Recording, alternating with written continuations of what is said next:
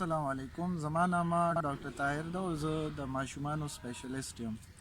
ما مخکې ویډیوز جوړ کړي وو یو ډنګي باره کې او یو ماشومانو ته تبې سره جټکو راتلو باره کې.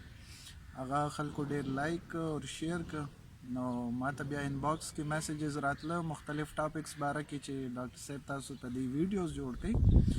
زما کوشش به دا وي چې انشاءالله په هغه ټول ټاپکس ویډیوز جوړ کړم.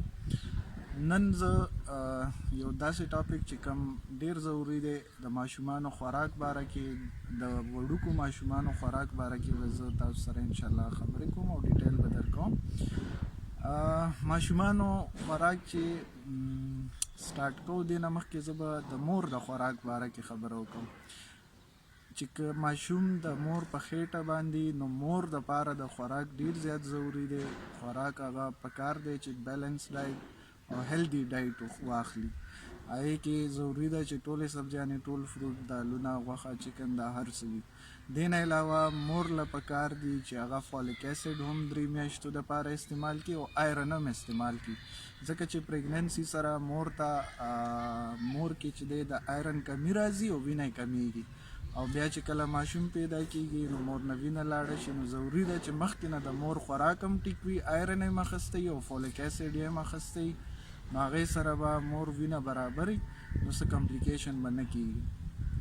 بیا ماشوم چې څنګه پیدا شي نو WHO ریکمنډ کوي چې ماشوم ته په پهله ګنټه کې پکار دی چې مور سینې ته واچولی شي او پی ورته سټارټ شي. پی ما نه اکثر خلک تپوسو کې پی کم یو ښه دي، نو زه به زما جواب همدا وي چې د مور پی او د مور پی ټولې کې ښه دي. که څه هم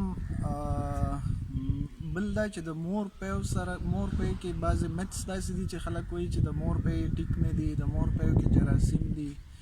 د مور د پیو کنټرا انډیکیشن ډېر کم دي. ټولو مورو پیو چې دی د ماشوم دپاره فایدهناک دي. بیا چې کله ماشوم 6 میاشتو پورې 6 میاشتو پورې پکار دی چې ایکسکلوزیو بریسټ فیډینګ مطلب دا چې صرف د مور پی وله ورکړي 6 میاشتو پورې ماشوم ته. د مور پیو نه علاوه نه اوبه پکار دي، نه چای پکار ده، نه قهوه پکار دی، نه څه بل څه پکار دي. 6 میاشتو نه چې ماشوم پوره شي نو هغې نه بعد چې دی بیا ورته نرم خوراک شروع کېږي. د مور پی فایدې ډېرې زیاتې دي. ماشوم دپاره هم فایده ده او مور دپاره هم فایده ده.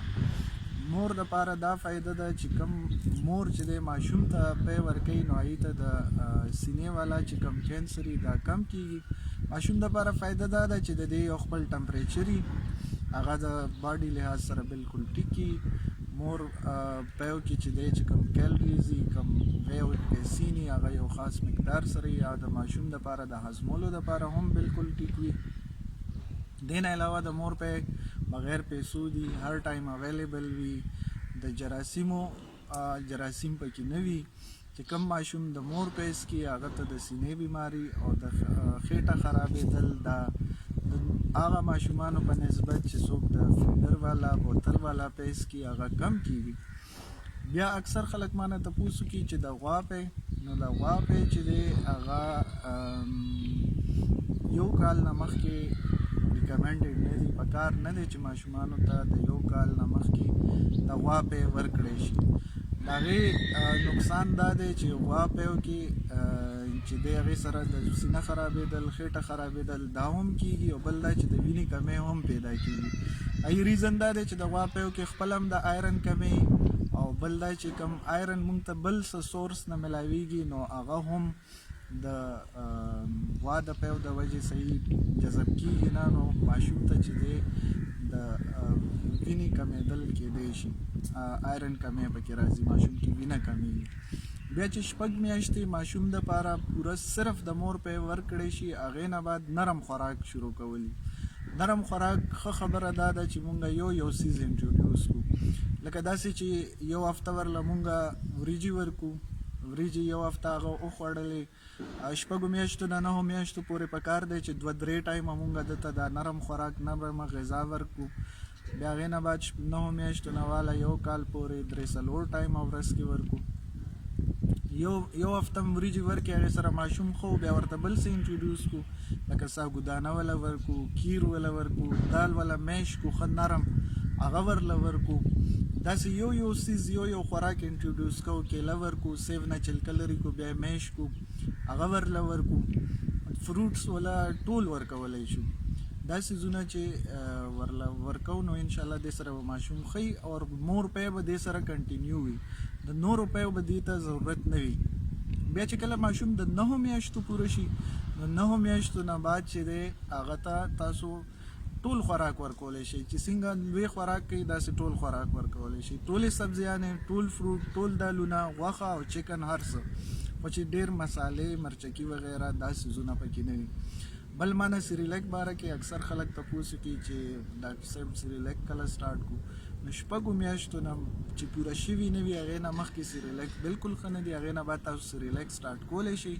ښه خبره دا ده چې اول د چاولو والا سټارټ کړو، هغې نه بعد یو هفته 2 ورکو، هغې نه بعد غنمو والا ورکو، بیا فروټس وغیره دا ورکې انټروډیوس کړو. سیریلیک بل فیډر باندې ورکول دا چې دی خطرناک دی، ښه خبره نه ده. سیریلیک خپله طریقه ده چې 75 ml 75 cc کې هغه 4 چمچې چې کوم دی سره خپلې راځي هغه پکې واچولی شي. نو دا صحیح طریقه ده. او بیا چې دی په چمچ ورکړي، په فیډر کې به نه ورکوئ، د کیر په رنګ یې جوړ شي تقریبا داسې وي سیمې سالډ وي او هغه ورله تاسو په چمچ باندې ورکوئ.